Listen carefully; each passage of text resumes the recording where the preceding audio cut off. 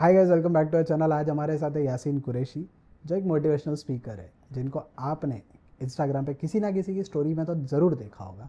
तो चलिए इनसे इनकी जर्नी के बारे में जानते हैं। कैसे हो यासीन भाई? बढ़िया है अल्हम्दुलिल्लाह। तो फर्स्ट ऑफ ऑल, ये जो आपका 0 से 50K तक का जर्नी था, हाउ वाज इट? पहली बात ये कि मैं इंस्टाग्राम का मैंने कभी समझा ही नहीं था कि व्हाट इज़ इट, ये सारी चीज़ें सोशल मीडिया क्या होती हैं, क्योंकि हमारी नज़र में ऐसा होता है कि सोशल मीडिया काफ़ी ख़राब चीज़ है। यानी जो थोड़ी पढ़ाई की तरफ ज़्यादा ड्रिवन होता है, या फिर जो ऐसी चीज़ों में होते हैं कि जो सोशल मीडिया से अलग रख के करनी है हमें, क्योंकि सोशल मीडिया डिस्ट्रैक्शन माना जाता है। तो मेरा छोटा भाई है, उसके यूट्यूब पे 45 कुछ 40-45 थाउजेंड कुछ सब्सक्राइबर्स हैं। तो उसने मुझे बताया कि अगर लोगों में ही बात पहुंचानी है तो आप इंस्टाग्राम को यूज़ कर सकते हो। इंस्टाग्राम पर भी काफ़ी लोग आ गए हैं जो गुड साइड को सपोर्ट करता है। तो गुड साइड को सपोर्ट करते हुए मैंने स्टार्ट किया था। अब मैंने कभी नहीं चेक किया कि कैसी जा रही है वीडियो। जो भी संभालता है वो मेरा छोटा भाई संभालता है। अब उस हिसाब से 50K आए, कब क्रॉस हुए तो वो भी मुझे याद नहीं है। तो यासीन भाई, हमने आपके ना 1K से लेके, मतलब 1000 फॉलोअर्स से लेके 50,000 फॉलोअर्स तक का जो चेंज है, जो ग्रोथ है, हमने वो देखा है। तो आपको कभी ऐसा लगा है कि भाई अब मेरी बात जो है लोगों तक पहुंच रही है? ये पॉइंट अभी रिसेंटली जो है, उसके पहले अल्हम्दुलिल्लाह 30 मिलियन कुछ इन अ मंथ हम लोग क्रॉस कर रहे थे। लेकिन मैंने कभी सोशल मीडिया की पावर, मैंने बोला ना कि मैं इंस्टाग्राम कभी इतनी रिगरसली मैं उस चीज़ के अंदर नहीं घुसा कि मैं जानना चाहूँ कि सोशल मीडिया की पावर क्या है। लेकिन वक्फ की एक वीडियो मैंने अपलोड की थी। वो वक्फ की वीडियो ऑलमोस्ट 20 आवर्स में कुछ 40 लाख लोगों ने देख ली थी, 20 आवर्स या 24 आवर्स के अंदर। और वो इंस्टाग्राम से हट गई। वो इंस्टाग्राम से हट गई और रात के 1:30 बज रहे थे कुछ। तो वो अचानक से इंस्टाग्राम का अकाउंट आपका ओपन नहीं करने देता जब तक आप वो एक्सेप्ट नहीं कर लेते वो नोटिस। तो मैंने एक्सेप्ट करने से पहले उस स्क्रीनशॉट्स लिए and I upload it on story. मैंने स्टोरी पे डाल दिया। रात के 1:30 बज रहे हैं। एक वक्त था जब रात के 1:30 बजे हम सोचते थे पूरी दुनिया सो गई है, और रात के 1:30 बजे मुझे हज़ारों मैसेजेस आ रहे हैं। हज़ारों लोग, ऑलमोस्ट 2,500 से 3,000 के बीच में लोगों ने वो री अपलोड किया अपने अकाउंट से। री अपलोड 2,500 से 3,000 लोग, 2,500 से 3,000 लोग आप कहीं नहीं समा सकते।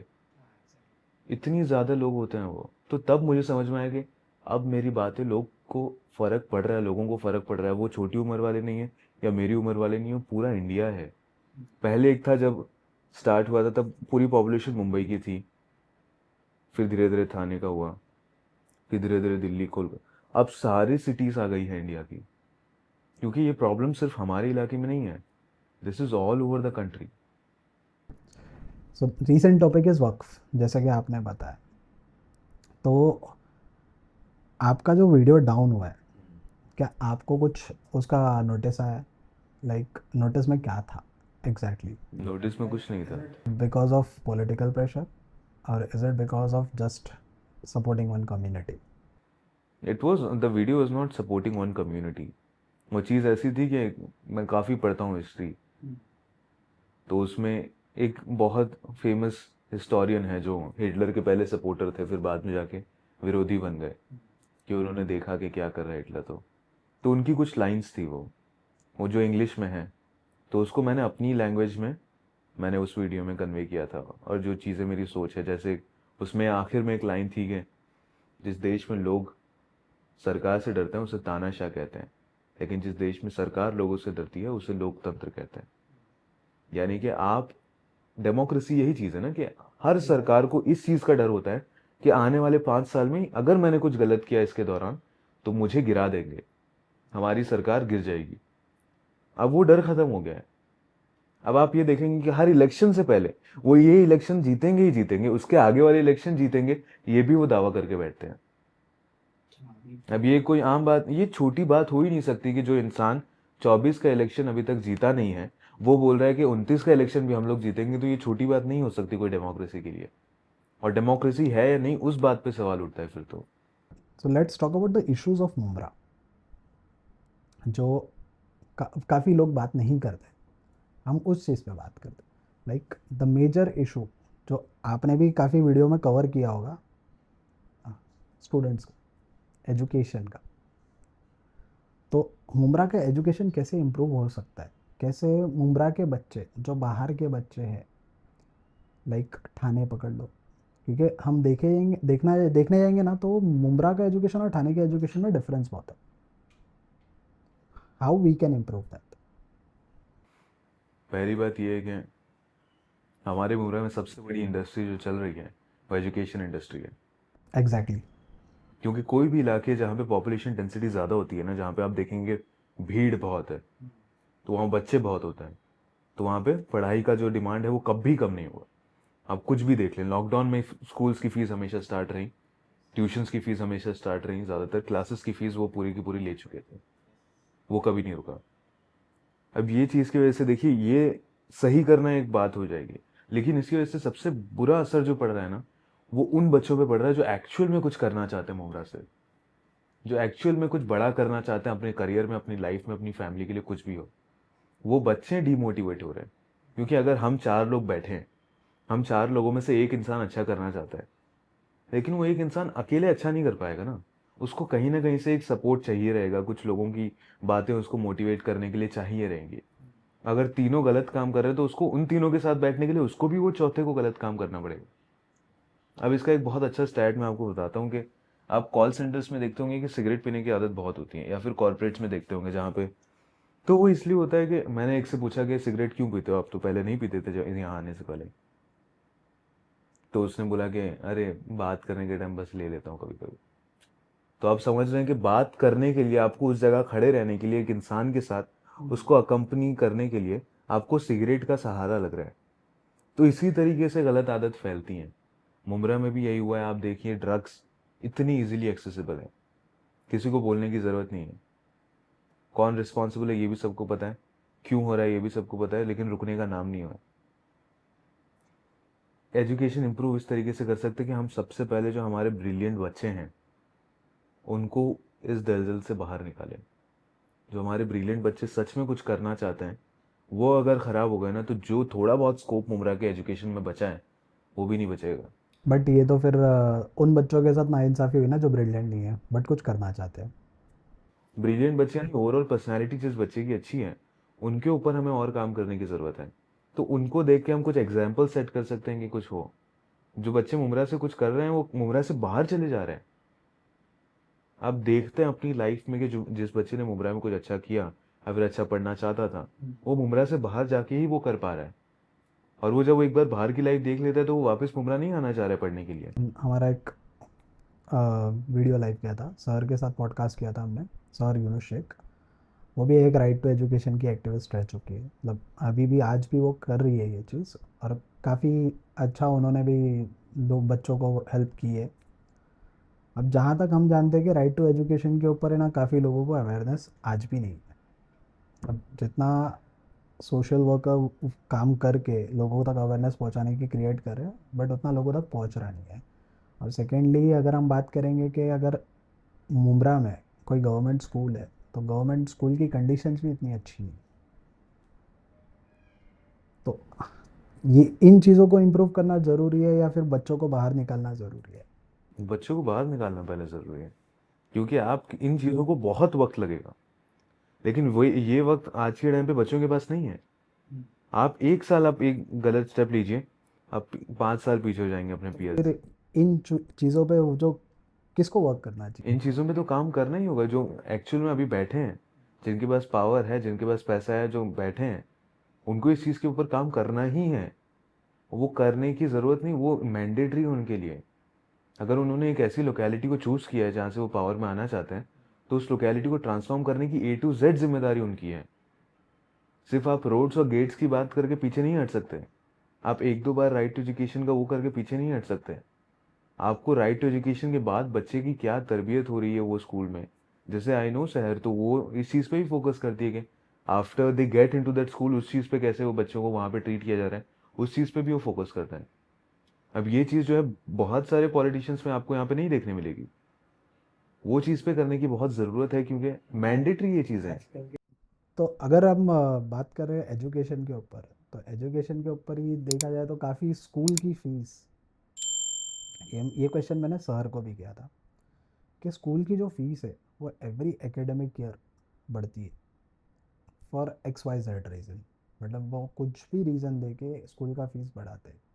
अब काफ़ी लोग वो चीज़ अफोर्ड कर लेते हैं, काफ़ी लोग नहीं कर पाते। तो is it a right thing कि उन्हें हर हर एकेडमिक ईयर पे अपना स्कूल फीस बढ़ा, और जो फैसिलिटी प्रोवाइड करे वो स्कूल फीस से तो ऑब्वियसली मैच नहीं होता। तो इस पे आपका क्या बोलना रहेगा, मतलब लोगों को क्या करना चाहिए इस चीज़ के ऊपर से? हमारे जो गरीब ऐसे इलाके होते हैं, अब एवरेज इनकम उम्र की देखें तो बहुत कम है, और मुसलमानों की तो इंडिया में बहुत ही कम है, उसकी तो बात ही छोड़ दो। तो ऐसे इलाके जो होते हैं ना, यहाँ पे आप कोई अमीर इलाके की स्कूल्स देख लो, और वहाँ पे आप अगर कोई बच्चे को आप गलत पढ़ाते हैं या फिर सही तरीके से नहीं पढ़ाते हैं, तो उसके माँ बाप को सही तरीके से क्वेश्चन करने आता है, स्कूल्स के मैनेजमेंट में प्रेशराइज करने आता है, क्योंकि वहाँ पे स्कूल से ज़्यादा पावरफुल पेरेंट्स होते हैं। लेकिन यहाँ पे स्कूल्स ज़्यादा पावरफुल होता है। वे स्कूल्स के पावरफुल होने की वजह से पहली बात तो ज़्यादातर पेरेंट्स बिल्कुल भी नहीं पढ़े लिखे हैं। आप मुझे बोल दीजिए 10th 12th की डिग्री है, आई डोंट केयर। कि आपको बच्चों की परवरिश करने आती है? नहीं आती है। क्या आपको ये समझ में आता है कि बच्चे को क्या चीज़ कहाँ पे कभी पढ़ानी है, क्या स्कूल में उनको नहीं पढ़ाया जा रहा है? ये नहीं पता है पेरेंट्स को। और ये चीज़ ही हमें इस पे ही काम करना है। आपको पूरा साइकिल ये जो है ना, ये साइकिल बहुत खतरनाक है। आपने वो पेरेंट्स को, वो बच्चे अभी देखिए ना आपके एज के जो रहेंगे, जो अपनी लाइफ में मतलब कुछ नहीं भी कर रहे रहेंगे, वो भी माँ बाप बन चुके होंगे, कितने दोस्त लोग, उनके भी बच्चे होंगे। आप उनसे देखते हैं वो कैसे गाली गलौज में बात करते होंगे। वो बोलते हो आप उनको दोस्त नहीं रखना चाहते हैं, लेकिन वो किसी के माँ बाप हैं। आप ये समझे। अब वो जो माँ बाप हैं वो वैसे बच्चे बड़े करेंगे, अब वो वैसे बच्चे बड़े करेंगे, वो साइकिल वैसे चलते जाएगा, वो वैसे दोस्तों को इन्फ्लुएंस करेगा, वो ऐसे भी खराब करेगा और वो ऐसे भी खराब करेगा। तो ये साइकिल ऐसी जगहों पर बहुत ज़्यादा, और यहाँ पे अब लोगों को दिमाग चलेगा नहीं। अब वही चीज़ें कंटिन्यूस चलती रहेंगी और कुछ भी चेंज नहीं होगा for the next 5 to 10 years ना। अगर बहुत एक्सट्रीम स्टेप्स नहीं लिए ना मुमरा में, तो कुछ भी चेंज नहीं होगा। नहीं, तो मैं आपको यही सजेस्ट करूँगा कि आप, हमारी जितनी भी ऑडियंस देख रही है या जो भी ये वीडियो देखेगा, आप उनको डायरेक्टली क्या सजेस्ट करोगे? डायरेक्टली पेरेंटिंग के हिसाब से, पेरेंटिंग के हिसाब से हम लोगों को एजुकेशन सेक्टर में सबसे पहली चीज़ जो इम्प्रूव करनी है वो क्रिटिकल थिंकिंग है। क्रिटिकल थिंकिंग क्या होती है पता है जुबैर? कि समझो यहाँ बैठे हैं हम लोग, तो मैं खाली बैठा हूँ, कुछ है नहीं मेरे पास करने को। मैं बैठा हूँ, मैं सोच रहा हूँ कि ये लाइट्स ऐसी क्यों हैं, इसको लाइट्स को अगर सामने रखते तो क्या होता, फिर अरे नहीं ख़राब दिखता। ये चेयर ऐसा क्यों रखा है, सीधा रख के तो हम लोग आमने सामने बैठ, अरे नहीं हम लोगों का फेस आधा आधा दिखता। ये लाइट्स इतनी क्यों, हम लोग बिना घर की लाइट में भी तो फेस डल दिखता, ग्रेन्स आते हैं। तो दिस इज क्रिटिकल थिंकिंग। अब ये मेरा फील्ड है क्या? फोटोग्राफी मेरा फील्ड है क्या? कैमरा ये सब चलाना मेरा फील्ड है क्या? लेकिन ये सारी सोच आम इंसान सोच सकता है? आपको पता है सवाल करने की जो ताकत होती है, सवाल करने की जो आपके अंदर जो हुनर होता है, वो बच्चों का खत्म कर रहे हैं पेरेंट्स। आपके अगर कोई भाई बहन है छोटे, या फिर आपके दोस्त हैं, हाँ सब जैसे में छोटा मैं ही हूँ। आपके कहीं भी आपके अड़ोस पड़ोस में कोई हैं जिनके, अगर आप कहीं बात कर रहे हैं पेरेंट्स के साथ और बच्चा आके उनको बोल, अरे जान, अरे ले फोन ले, कि सवाल करे ही नहीं बच्चा। आप उस लेवल से सवाल करना, और सवाल करना ही इज क्रिटिकल थिंकिंग। कि आप हर चीज़ को सवाल करें, ये पर्दे का कलर ऐसा क्यों है, दीवार वाइट क्यों है, ये ब्लू क्यों है, ये ग्रे क्यों है, ये ग्रीन क्यों है। हर चीज़ को सवाल करना क्रिटिकल थिंकिंग होती है। फिर उसको एनालाइज करना, ये स्कूल्स में बहुत, इंडियन एजुकेशन सिस्टम में बहुत ज़्यादा कमी है। क्योंकि ये चीज़ क्यों होती है पता है? क्रिटिकल थिंकिंग का पार्ट इंडिया में क्यों नहीं है? क्योंकि ब्रिटिशर्स नहीं चाहते थे कि इंडियन क्रिटिकली डेवलप हो। इंडियंस को नहीं चाहते थे कि वो सवाल करने की ताकत दें। और आप अभी भी जानते हैं कि इंडियन में ब्रिटिश एजुकेशन सिस्टम ही फॉलो हो रहा है अभी तक। और वो जो सवाल करने की ताकत छीनी गई, वो न्यू एजुकेशन पॉलिसी भी कहीं से सॉल्व नहीं करेगा। और वो क्रिटिकल थिंकिंग ही हम लोगों को बच्चे में डेवलप करनी है। वो कोई बड़े लेवल की बात नहीं है। आप बच्चे जो सवाल कर रहे हो उनसे और जवाब दो और उनसे और सवाल करो, तो वो सारी चीज़ें और उनके अंदर डेवलप होंगी कि और सवाल कैसे करते हैं। तो यासिन भाई, जब आपने स्टार्ट किया था तो आपको काफ़ी सारे बैकलैशेस भी मिले होंगे, तो आप वो चीज़ को कैसे हैंडल करते हो? मैं पढ़ा ही नहीं, मैंने पढ़ा ही नहीं अभी तक। क्यों? कोई तो रीज़न होगा ना कि हाँ क्योंकि बैकलैश कुछ तो आपको स्टार्ट स्टार्ट में तो आपने देखा होगा ऑब्वियसली। मुझे हैरानी तब हुई थी जब मुमरा के लोग एक्सेप्ट करने के लिए तैयार नहीं थे कि उनके लोकेलिटी में प्रॉब्लम है। आप बोल लीजिए जाके किसी को, अरे इतना अच्छा तो है मुमरा। नहीं नहीं, मैं खुद बोलूँगा कि मुमरा इतना अच्छा नहीं है। अरे I am proud to be in Mumbra. जब तक आप प्रॉब्लम्स नहीं देखोगे तब तक आप डेवलप नहीं होंगे। आप एक अमीर सोसाइटी के बच्चे को देख लो, अरे उसको चाटा मार दूंगा मैं अगर झगड़े में, तो भाग जाएगा वो रोते रोते। अरे उसका पूरी जिंदगी उसको ट्रॉमा में, वो डिप्रेशन में चले जाएगा, हो सकता है वो। यहाँ आप ये किसी को चीज, चमाट मार दो तो बस फिर वही तो ये चीजें है ना। अब ये जिगर है ना, वो जिगर मुमरा ने बनाया ना आपका। अब इस चीज को सही तरीके से डायरेक्ट करना है, यही तो समझने की जरूरत है कि जिगर कौन से लेवल पे बढ़ जाता है, आप ये भी सोचो ना कि स्कूल के बच्चे आजकल छोटे मोटे झगड़े में चूरी वूरी निकाल दे रहे। वही तो बात है, जिगर डेवलप हो जाता है ऐसी जगहों पर, इसको ही सही तरीके से डेवलप करना है। हम लोग पर हम मैंने जो अपने ऊपर काम करना स्टार्ट किया था ना, वो अली रज़ियल्लाहु अन्हु की इस चीज़ से स्टार्ट किया था कि अली रज़ियल्लाहु अन्हु, न इल्म में उनका कोई टक्कर है, न जिगर में उनका कोई टक्कर है। और वो ब्लेंड जो है ना, वो अली रज़ियल्लाहु अन्हु है। वो ब्लेंड मुसलमानों में क्रिएट करना है। मुसलमानों में आज जिगर है तो इल्म नहीं है, अगर किसी के पास इल्म है तो उसके पास जिगर नहीं है। वो ब्लेंड जिसमें होता है ना, वो इंसान फिर कुछ कर पाता है अपनी लाइफ में, अपने लोगों के लिए, अपने शहर के लिए, अपने देश के लिए। आपके लॉन्ग टर्म गोल्स क्या है? लाइक आप ये मुमरा स्टूडेंट्स को नेक्स्ट 5 साल में कहाँ देखना चाहोगे? मुमरा स्टूडेंट्स को मैं, मुमरा स्टूडेंट्स को प्लस आप जो कर रहे हो उसको भी, जो रील्स है, जो सोशल इश्यूज पे बात करना है, सोशल अवेयरनेस पे बात करना है उस। मैं अपने आप को और ज़्यादा रिफाइन करना चाहता हूँ कि मैं और ज़्यादा डीप में चीज़ों को देख सकूँ और ज़्यादा इंसाइटफुल चीज़ें लोगों तक शेयर कर सकूँ। और सिर्फ बातों में, जब भी कोई बोलता है कि आप इंस्टाग्राम पर वीडियो बनाते हो, बोला नहीं, मैं इंस्टाग्राम पर वीडियो बनाता ही नहीं हूँ। वो तो जो मेरी बातें हैं, वो बातें लोग इंस्टाग्राम पर शेयर कर देते तो शायद आपको ऐसा लगता होगा। हम तो ग्राउंड पे काम करना चाहते हैं। मैं ग्राउंड पे इतना स्ट्रॉन्ग काम करना चाहता हूँ कि एक्चुअल में देखें कि एजुकेशन क्या है और इंडिया में एजुकेशन की क्या चीज़ नहीं दी जा रही है। क्योंकि हम लोगों ने काफ़ी पढ़ा है एजुकेशन के बारे में, इंडिया के बाहर क्या चल रहा है और इंडिया में क्या दिया जा रहा है। मैं आपको बोल रहा हूँ, आपको इंडिया की हर एक प्रॉब्लम सॉल्व कर लिए ना, तो ये एक नींव को आप पकड़ लो और ये एक नींव को रग एकदम बोलता है ना कि एकदम घुस जाओ इसके अंदर, और इतने बाकी सारे सेक्टर छोड़ दो आप, ऑटोमेट कर दो, यानी बाकी छोड़ दो मतलब कि जाओ वैसा नहीं, यानी बाकी सारी सेक्टर्स को आप ऑटोमेट कर दो, उस पर ध्यान मत दो, उसको अपने आप चलने दो। और एजुकेशन इंडस्ट्री में हर साल आप कुछ ना कुछ चेंज करो, हर महीना कुछ ना कुछ चेंज करो। आपको 3-4 साल बाद इतनी अच्छी तरीके से आपके पॉलिसीज में आपको दिखेगा फ़र्क, आपके बच्चों में आपको इतना अच्छा फ़र्क दिखेगा। And these are small changing things, यानी कि slow changing things, I am sorry, कि आपको बहुत वक्त लगेगा इन चीज़ों पे काम करने के लिए, बहुत स्लो काम होगा इसमें। लेकिन धीरे धीरे जब वो गेटोज गेटोज ज़्यादा बड़े लेवल पर हम करेंगे ना, तो वो फिर दिख के आएगा और वो चीज़ें इन्फ्लुएंस करेगी। और ऐसा नहीं कि हम मुस्लिम कम्युनिटी के लोग समझ रहे हैं कि हम मुस्लिम कम्युनिटी के लिए करना चाह रहे हैं, लेकिन ऐसा कभी नहीं था कि हम मुस्लिम कम्युनिटी के लिए सोच रहे हैं।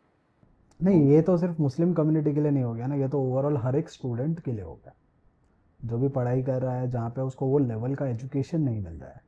ये बेसिकली हर एक स्टूडेंट के लिए हो गया, भले वो कोई भी कम्युनिटी से।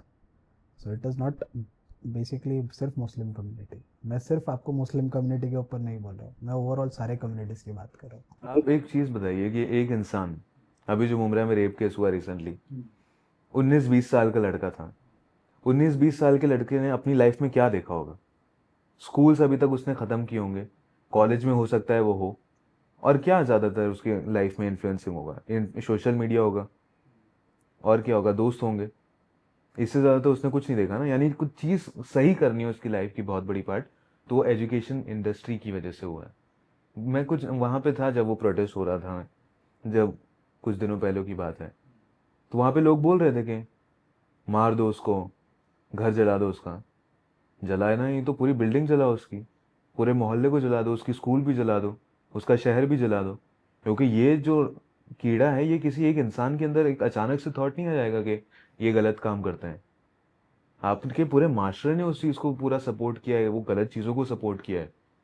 आपने किसी लड़की को अगर ऊपर से नीचे एलिवेटराइज ऐसा देख लिया, तो आपकी क्या सेंसेशंस आपकी बॉडी में होंगे। और वो चीज़ें आम हो गई हैं आज, कहीं पे भी आप लड़कों को बैठे हुए देख सकते हैं। और इस चीज़ पे कोई भी पुलिस पुलिस जब कुछ बड़ा हो जाएगा तब होता है ना कि क्राइम होने के बाद आप देखेंगे, लेकिन ये चीज़ क्राइम होने से पहले पुलिस का काम नहीं है। आप जब इसके बाद पुलिस को ब्लेम कर रहे हैं, जब लॉ को आप बोल रहे हैं कि इसको थोड़ा फास्ट ट्रैक पे लेके जाइए इस केस को, तो उसके पहले के जो काम है उसको तो फास्ट ट्रैक पे कीजिए आप पहले।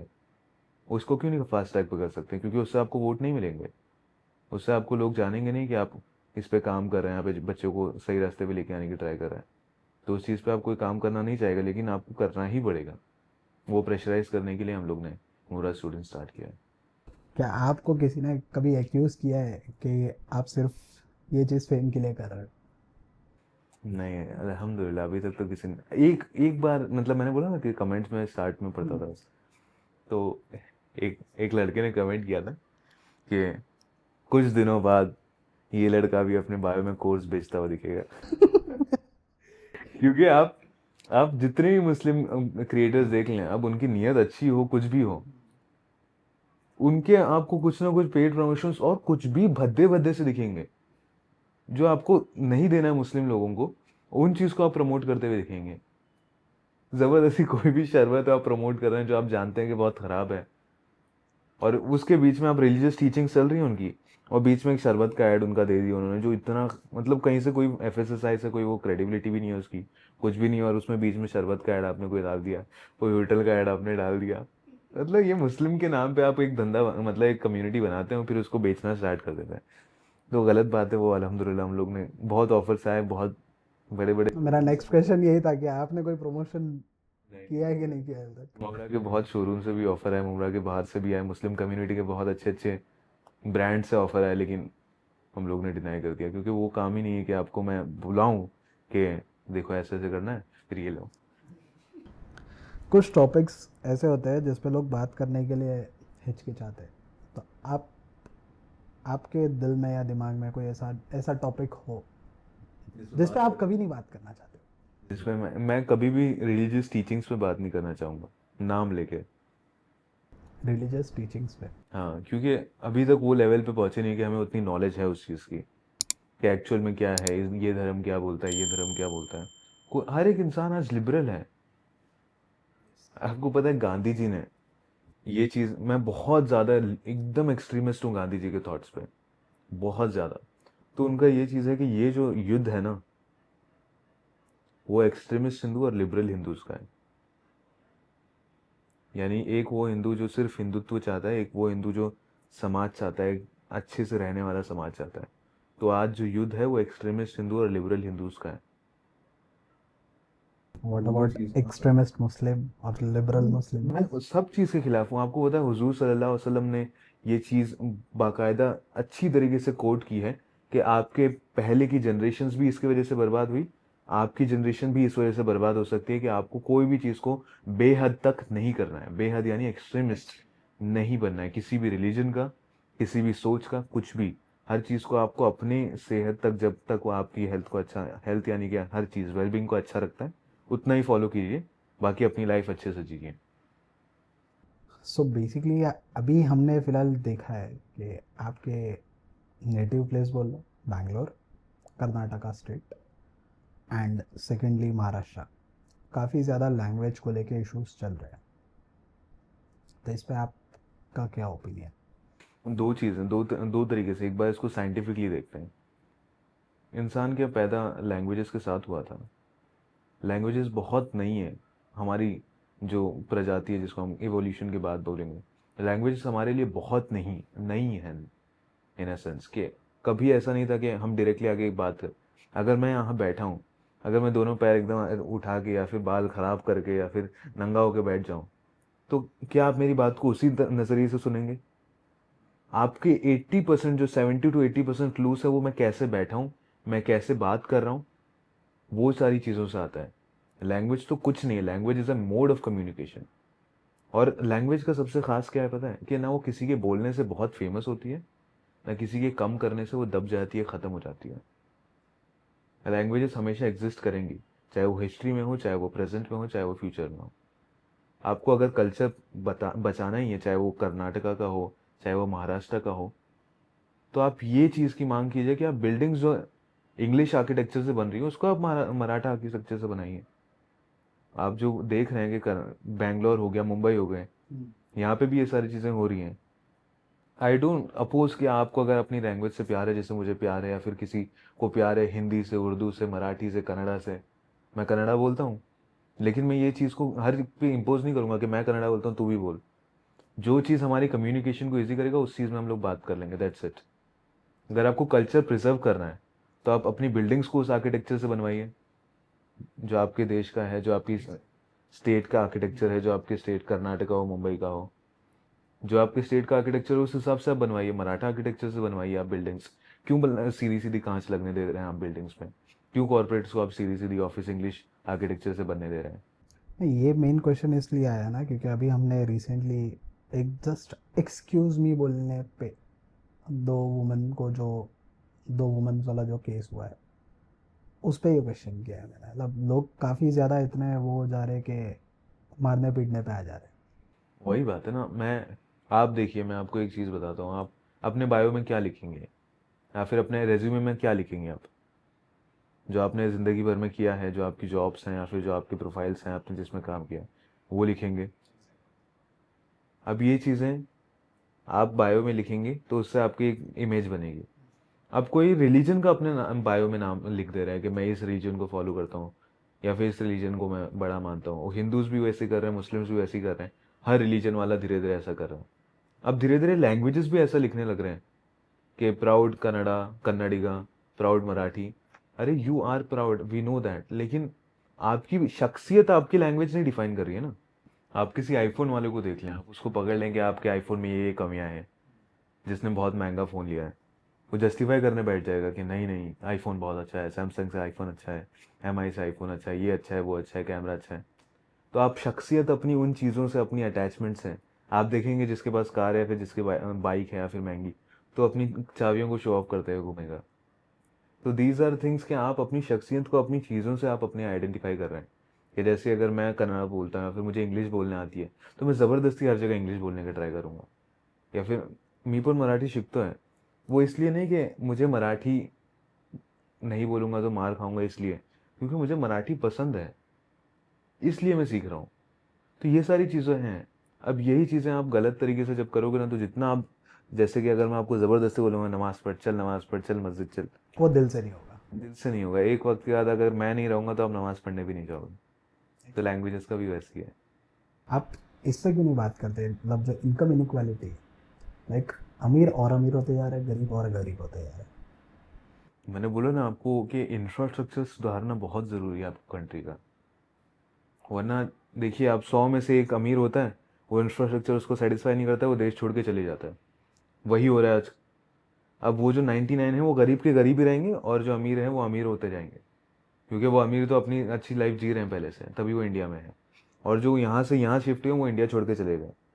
तो ये 99 गरीब तो गरीब होते जाएंगे, अमीर अमीर होते जाएंगे। अब गरीब को ये समझना है कि अगर आपको ऊपर उठना है तो आपको काम करने की ज़रूरत है अपनी स्किल्स पे। अब अमीर आपको इस चीज़ की वजह से ही तो दबाएंगे, आपको क्या चीज़, क्या बेसिस पे दबाएंगे अमीर? अगर आपके पास वो सारी चीज़ें हैं जो उनके दिमाग में है, पैसा तो आपको आ जाएगा। वो बहुत फ्री फ्लो रहता है पैसे का। अगर आपके पास आज रहेगा तो कल मेरे पास रहेगा, परसों इसके पास रहेगा। तो ये पैसा तो इधर उधर होता रहता है। पैसा कभी भी स्टेबल नहीं रहता है। आपको ये चीज़ देखनी है कि जो उनका माइंडसेट है, क्या वो गरीब का माइंडसेट है? क्या वो गरीब रहना डिजर्व करता है? आप कितने लोगों को देखेंगे कि अरे इसके पास पैसा कैसे आ गया? आप नहीं जानते ना कि उसका माइंडसेट कैसा है, उसने कितने दिल से चाहा है पैसे को, या फिर कितने दिल से उसने कामयाबी को चाहा है। अब मैं मुमरा के एक बच्चे को मैंने स्कूल के म्यूनसिपालिटी वाले पूछा कि क्या करना चाहते हो आप? बोलता है रिक्शा वाला बनना है। मैं उसको, मेरे पास लफ्ज़ ही नहीं थे कि उस बच्चे को जो अभी तक 10 के ऊपर भी नहीं गया, शायद वो 9 साढ़े 9 साल का कुछ, उसको मैं कैसे समझाऊं कि रिक्शा वाला सही नहीं होता, ये करना है तुझे। क्योंकि उसके दिमाग में बैठ गया। मैं पेरेंट्स से, म्यूनसिपालिटी स्कूल के हम लोग ने 250-300 पेरेंट्स से जब हम लोग सर्वे कर रहे थे, बात की, तो वो एक्सेप्ट कर चुके हैं कि वो गरीब हैं। वो एक्सेप्ट कर चुके हैं कि उनकी किस्मत है, ये अल्लाह ताला ने उनके लिए ये रखा है। अब जो होगा अल्लाह ताला देखेगा, अल्लाह ताला जो देता है उसमें खुश रहना चाहिए। मतलब वो चेंज करना ही नहीं कुछ नहीं चाहते। चाहते हैं वो। लेकिन और पता है, मुसलमानों में सबसे बड़ी और सबसे बुरी चीज़ ये है कि ये सिखाया जा रहा है कि आपको दुनिया में आखिरत की तैयारी करने के लिए भेजा गया, जो कि बिल्कुल भी नहीं है। आपको दुनिया में भी अल्लाह ताला ने कामयाब होने बोला है, आखिरत में भी अल्लाह ताला ने आपको कामयाब होने बोला है। आप दुनिया की कामयाबी छोड़ के बोल रहे हो। आप देखिए कि जो आपकी क्लास में था, जो मस्ती किया है, फिर जिसको सही रास्ते पे आना है वो नमाज पढ़ने चले गया और फिर नॉर्मल अपनी लाइफ जी रहा है, नमाज पढ़ रहा है, खाना खा रहा है, घर में झगड़े वगड़े हो रहे हैं, लेकिन यही सारी इस्लाम को अच्छी तरीके से फॉलो कर रहा है, तो क्या इस्लाम आप फैलाएंगे, या फिर क्या इस्लाम के बारे में आप बात करेंगे? ऐसे लोगों को देख के लोग इस्लाम की तरफ अट्रैक्ट होंगे। तो वो चीज़ें मुसलमानों में बहुत ज़रूरी है कि आपको एक्सेप्ट नहीं करना है, गरीबों में बहुत ज़रूरी है कि ज़्यादातर मुस्लिम गरीब ही है। आपकी नेशनल एवरेज इनकम जो है कुछ 1.5 लाख या 1.75 कुछ है, और मुसलमानों की एवरेज इनकम 58,000 है, मंथली नहीं, साल की। 58,000 में क्या होता है यार, मैं महीने का 20,000 खर्चा कर देता रहूंगा, मुझे नहीं पता चलता होगा। और 58,000 साल का, महीने का कितना बोल रहे हैं आप, 4 साढ़े 4 हज़ार। और ये असलियत है। और यही फिर भेड़ बकरियों जैसे फिर उठेंगे, कहेंगे कि ये इसको वोट देना है, उसको वोट देना है। मैं आपको इसीलिए बोल रहा हूँ कि सियासत में जब तक मुसलमान नहीं होगा, वो सोच आपको मुसलमान को नहीं देंगे, तब तक मुसलमान को कुछ भी कोई नहीं कर सकता। So let's come to this question. अभी इन फ्यूचर मुंब्रा में कॉरपोरेशन इलेक्शन होने वाला है, so what you want to say to the people? मैं ये बोल रहा हूँ कि आप देखिए कि वो एक्चुअल में आपके लोगों को ऊपर उठा सकते हैं या नहीं। रोड हर इंसान को बनाना मैंडेटरी है। रोड आपको बजट आएगा, ठीक है, बजट आप वो आपकी ईमानदारी पे डिपेंड करता है, हर इंसान की ईमानदारी पे, हर कॉरपोरेटर की ईमानदारी पे आप बनाएंगे नहीं बनाएंगे। लेकिन आप क्या लोगों को ऊपर उठा सकते हैं? वो स्कूल्स आपके कुछ इलाके में होंगे, उस पर तो कॉरपोरेटर की पावर चलेगी। एग्जैक्टली। कुछ हॉस्पिटल्स होंगे, उस पर कॉरपोरेटर की पावर चलेगी। क्या उस चीज़ पे वो कॉरपोरेटर काम करने के लिए तैयार है, या फिर वो अपनी पार्टी में दबा हुआ है? वो देखिए आप ये मत देखिए कि मैं आपकी गेट बना के दे दूंगा, मैं आपके रास्ते बना के दे दूंगा, आपकी जो बिल्डिंग में थोड़ा कंस्ट्रक्शन का काम बाकी है वो मैं करवा के दे दूंगा, या मैं आप आपको मुझे पैसे वोट दे दे दूंगा। दो, या आप मुझे पैसे दे दो, मैं आपको वोट मैं आप फिर आप मुझे वोट दे दीजिएगा, मैं ये कर लूँगा। आप सोचिए कि अगर आप पैसे इन्वेस्ट कर रहे हैं कोई चीज़ में, तो क्या आप उसका रिटर्न नहीं लेंगे? क्या आप आरओआई नहीं देखेंगे? कि इतने बेवकूफ़ हैं हम। जब आप पैसा लेना जानते हैं, तो वो भी पैसा दे के फिर से लेना जानता है, वो भी पैसा लेना जानता है। अब आप सोचिए, आप 5,000 में अपना जमीन कैसे, 5 साल का, कम से कम 50,000 तो मांगो एक एक वोट का।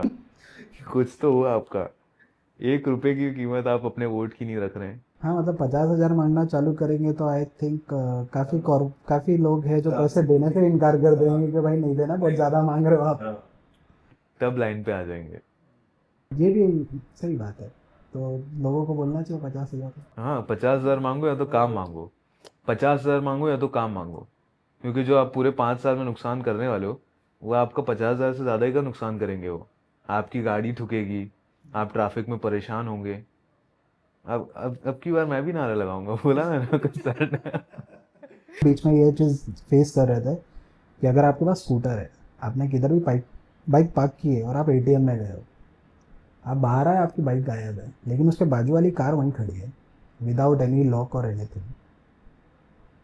ये सबसे बड़ा रीज़न है कि काफ़ी इलीगल पार्किंग है। हमने ये बात शहर के साथ भी की थी, इलीगल पार्किंग के ऊपर से, ट्रैफिक के ऊपर से। उन्होंने हमें यही कहा था कि जब तक इलीगल बिल्डिंग्स बन रही है और जब तक वो पार्किंग प्रोवाइड नहीं करेंगे तब तक लोग पार्क करेंगे। तो ये उन्हें अपने बिल्डर से पूछना चाहिए। तो क्या ये चीज़ उन्हें अपने बिल्डर से पूछना चाहिए या खुद से ये चीज़ इनिशिएटिव लेना चाहिए कि भाई हमें एक पार्किंग स्पेस चाहिए, या फिर हम रोड पे ही पार्क करेंगे? आपको लगता है लोग उतना अफोर्ड कर सकते हैं? लोगों में अगर चेंज करना हो, नहीं, चेंज की तो हर एक में मैं भी चाहूंगा कि मैं जाके एंटीलिया में रह लूँ, जाके एल्टमाउंट में रह लूँ। पॉइंट इज कि क्या अफोर्ड कर सकते हैं आप पार्किंग स्पेस? आप वो बिल्डिंग अफोर्ड कर सकते हैं जहाँ पे पार्किंग आपको मिले? नहीं अफोर्ड कर सकते।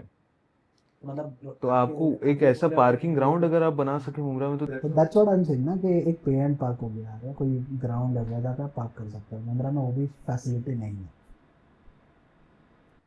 मैंने बोला ना कि आप जब मांग ही नहीं करेंगे लोग, तो मिलेगा भी नहीं। और मांग करना आपको सिखाया नहीं जाएगा। Everything boils down to one thing, कि आपको वो चीज़ दी ही नहीं जाएगी कि आपका सवाल करने का मन करे, या फिर सवाल करना आपको सिखाए। कोई भी बच्चे से आप पकड़ के कोई इंटेलेक्चुअल दिन कैसा था पूछ लो, बस गाली दे के भाग जाएगा, गाली दे के भाग जाएगा। अरे रोड पे बच्चों से इज्जत से बात करेंगे तो ठीक है, वरना अगर थोड़ा भी कभी हम लोग गुस्से में हैं, कभी अगर ट्रैफिक वाफिक का गुस्सा है, थोड़ा बच्चे को अगर बोलती साइड, तो आपको सुना के चले जाएगा बच्चा। तो अब इससे क्या हम लोग ये मान लेंगे कि नहीं यार शायद मैंने गलत बोला? अरे कुछ भी गलत बोला भी है तो बच्चे को इतना अदब नहीं है। नहीं, मैं सोच इसीलिए ये सारी चीज़ों में बिल्कुल नहीं पढ़ता हूँ कि सोशल वर्कर तो मैं बिल्कुल नहीं हूँ भाई। मैं सोशल वर्कर नहीं हूँ, मैं वो चीज़ में बिलीव ही नहीं करता हूँ कि मैं आपको पकड़ लूँ, आपको पकड़ लूँ, चलो सही रास्ते पे चलो। मैं वैसा नहीं हूँ। हम लोग वही फोर्स करेंगे कि हम लोग जब तक टॉप से हम लोग वो इन्फ्लुएंस नहीं डालेंगे तो हम लोग बच्चों को या फिर जो भी पेरेंट्स या फिर जो मुमरा के सिटीजन उनको ऊपर नहीं लेके आ पाएंगे। तो यासिन भाई अभी हम जैसे कि देख रहे हैं कि काफ़ी लोग ये चीज़ शेयर कर रहे हैं, गाज़ा पे जो भी हो रहा है। अभी हमें तो सबको पता है, बट मैं उस पर डीपली बात नहीं करना चाहूँगा, क्योंकि काफ़ी लोगों को बहुत सी चीज़ें पता है और बहुत सी चीज़ें नहीं पता है।